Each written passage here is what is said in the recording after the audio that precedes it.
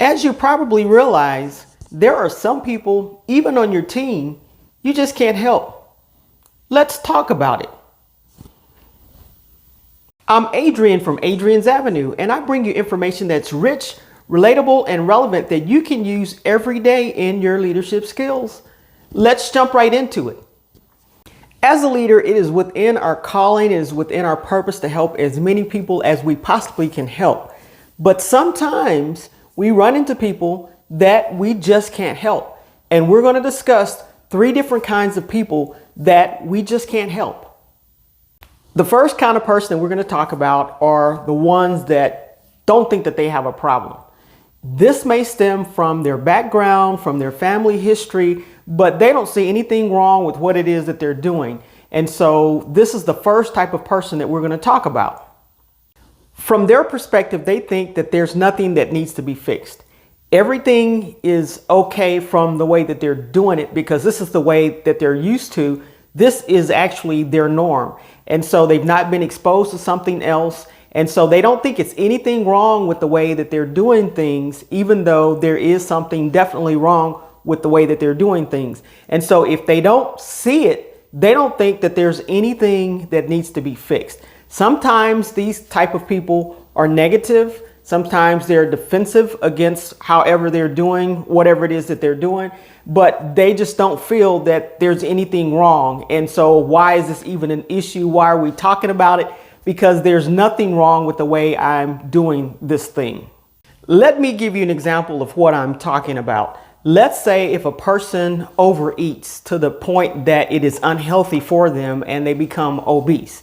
Maybe having heart problems, high blood pressure problems, cholesterol problems, but they don't feel it's anything wrong with how they eat or what they eat, even though they're obese, because everybody at home, the family members back home, this is the way they eat and they're obese too and they have the same issues.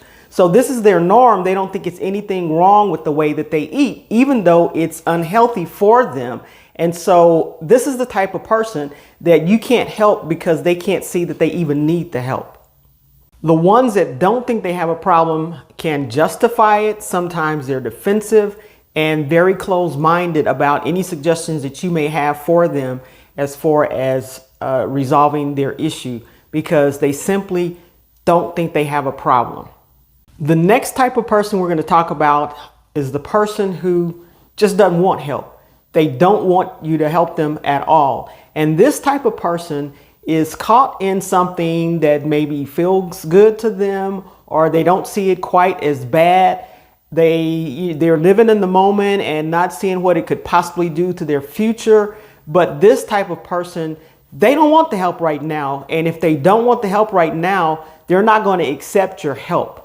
Most of the times they feel like they can manage the situation or they can control the situation, but they're in a predicament that they just don't want to give up right now. And so they want to hold on to it just a bit longer. They may have come to the realization that this is not good for them. It's not right for them. But right now, since they can manage it and they can get by and they can actually control it, they feel like it's okay.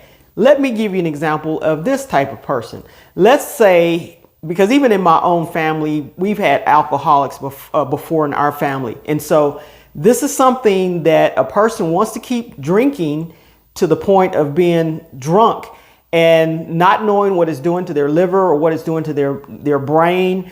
They just keep going because I can control it. I can stop anytime I want to, even though they can't. They're caught up into something that they can't realize that this is bad for them and it's only going to get worse and worse and worse if they don't stop. But because they like the feeling that they get when they drink or how things go away problems may go away for a while until they come out of it and not drunk anymore.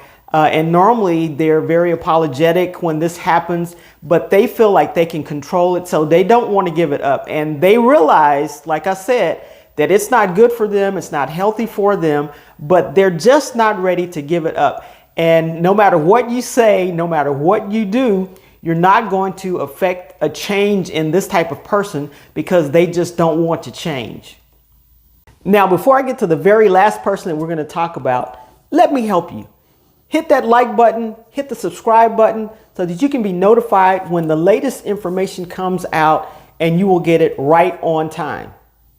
So far, we've covered people that don't think that they have a problem and people that don't want to be helped. The last category of people that we're going to cover today are the folks who don't think you can help them. They know they have a problem, they want to be helped, but you're not the person that they feel that can help them. Now, this type of person hurts just a little bit because you can see that they have a problem, they can see that they have a problem, but they feel that you're not the person to help them with their issue or their problem. And so it hurts a little bit. I will be honest, it does hurt a little bit because you may be able to help them, but they don't realize that you can. And it goes deeper. This goes a little bit deeper than the other two because it has to do with you being involved with them. It could be something from the past. They could not have the confidence in you as the leader. It could be that they haven't seen your skills yet or enough of your skills to trust you with their issue. It could be various things why they don't think that you're the person that could actually help them with their problem. For this type of person, the two biggest things that mean the most to them is having confidence in the person that's going to be helping them, as well as trust in the person that's going to be helping them.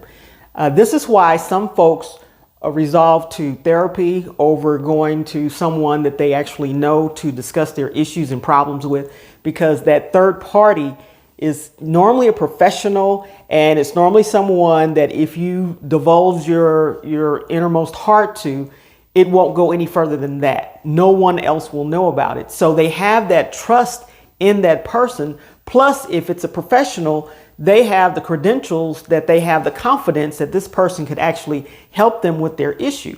So this type of person, don't get your feelings hurt because we've all been through trying to help someone. However, they don't believe that we're the ones to actually help them. We don't give up on them, and we'll talk about some options that can happen when you run up against these three different types of people that you just can't help.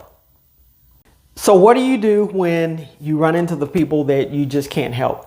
A couple of things you want to keep in mind. As their leader, you want to remain available to them. At some point in time, they may change and want you to help them. But you as their leader, you owe it to them to remain available to them. If they want to talk about it, be there for them if they want to talk about it, or if they want to talk to you about something different, but remain available to each and every one on your team. As their leader, you do not want to force the issue. If you've brought something up to them and they are either not ready to change or don't think that you're the person that could help them with that change, don't continue to bring it up. Don't force the issue. If they want to talk about it, you're on their time now. Let them bring it up and let them talk about it as they feel like they need to. But you as their leader, move on to other things, focus on other areas that they're doing well in, or if it's something else that they want to talk to you about, but don't continue to force that issue as their leader. We do not want to avoid them either.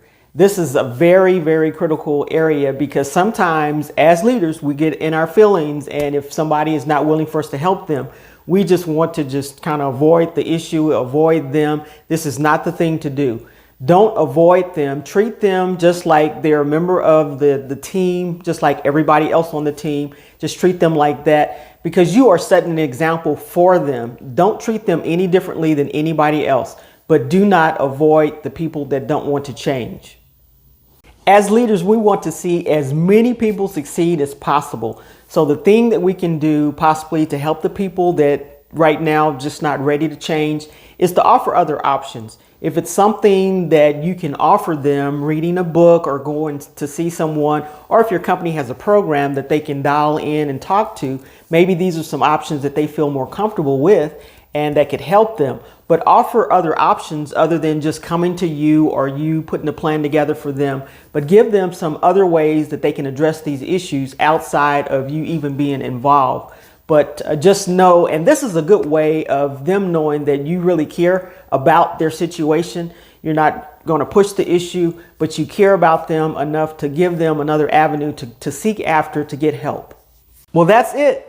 As a leader, we always want each team member to succeed. Sometimes it's just not possible. I would like 100% of my members on my team to succeed, but I know that that is beyond my control. If I do the things that I need to do as a leader and offer what I can as their leader, they can either accept it or reject it, but knowing that I've done my part, I can sleep well at night.